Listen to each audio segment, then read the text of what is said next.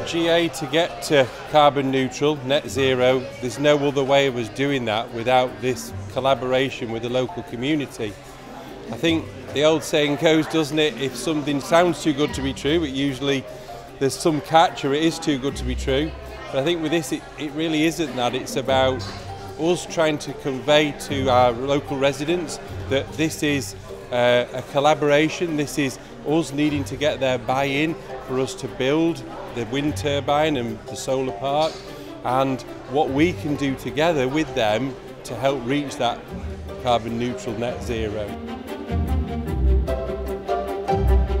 Well, I'm working on a project with Parish Council at Bretherton. I deliver the Rural Community Energy Fund, and I work with the Parish Council to access £40,000 of funding to look at how they could become net zero alongside GA Pet Foods. We need to have a plan to get to net zero, but what we've got to do is we've got to be inclusive, and we've got to bring everybody along on that journey, and that's what I'm doing here today, is trying to include the community and see how their plans for net zero can dovetail with big energy users. And I think what's important is this model of partnership working is really transferable. So I've not worked with a big energy user before that have gone out to the community and said, we want to bring you on this journey, but I can use that when I go and speak to other big energy users.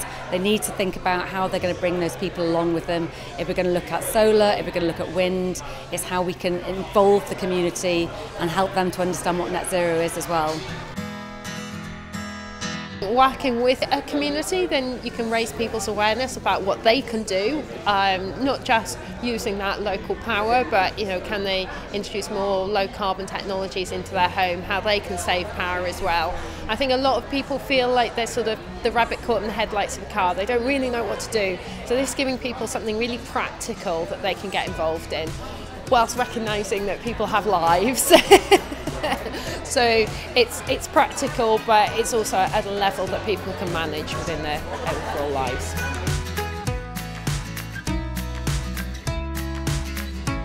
Fossil fuels are coming to an end anyway, and we need, this country particularly, needs to be energy efficient.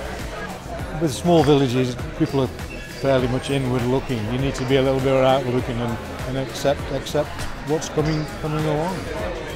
Change has to happen.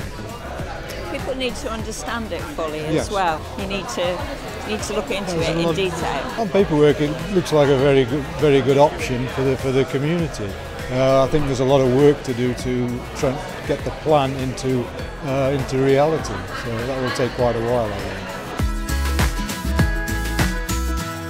To anybody watching this, if anybody's got any questions, any concerns, any queries, please contact us. There are a communication email to the company where you can drop any question you might have, where we can help you. We will be totally transparent. We will tell them all the facts, but we're an open book. Talk to us, call in, email, whatever it needs to be, but we'll share with you what our vision is. We'll share with you what we're trying to do with Energy Local, with the local council. We'll put everything on the table and hope if we can get your buy-in, and then we can take things forward.